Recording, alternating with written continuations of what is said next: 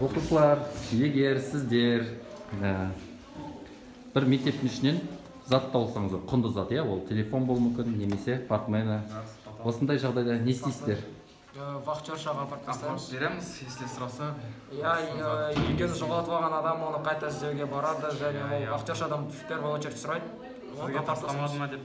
Әлде заводчтарға вахтерша апай болмаса. Жақсы, демек кезекші мұғалімге немесе заводчтарға ескертесіз, иесін табуға тырысасыздар.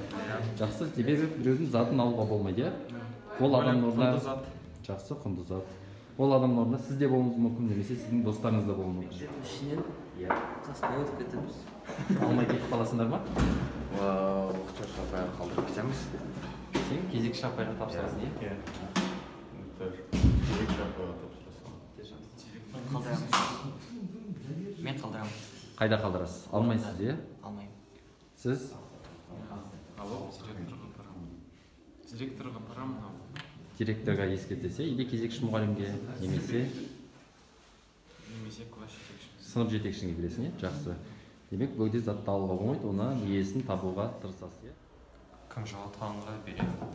Сұраймын адамдардан. Адамдардан сұрайсыз. Одан не істейсіз? Мысалы, қасыңызда адам болмаса ешкім. Вахтаға беремін. Кезекші мұғалімге бересіз, жақсы. Демек, өзіңіз алмайсыз. Жоқ, алмаймын. Біреудің затын алуға болмайды демексіз. Кезекші мұғалімге ескертесіз, немесе сынып жетексіңіз. Ұялы телефон деген. Осындай жағдай кездессе не істейсіздер? Мен мұғалімге барамын, сынып жетекші. Менде сондай болған, мен ақшадан тұрамын. Мен бардым, немесе мұғалімде отырған, сыныпта отырған мұғалімге, немесе сынып жетекшіге. Мен алмайтын едім. Қалдырып кетесіз ба соңғыны? Сіз?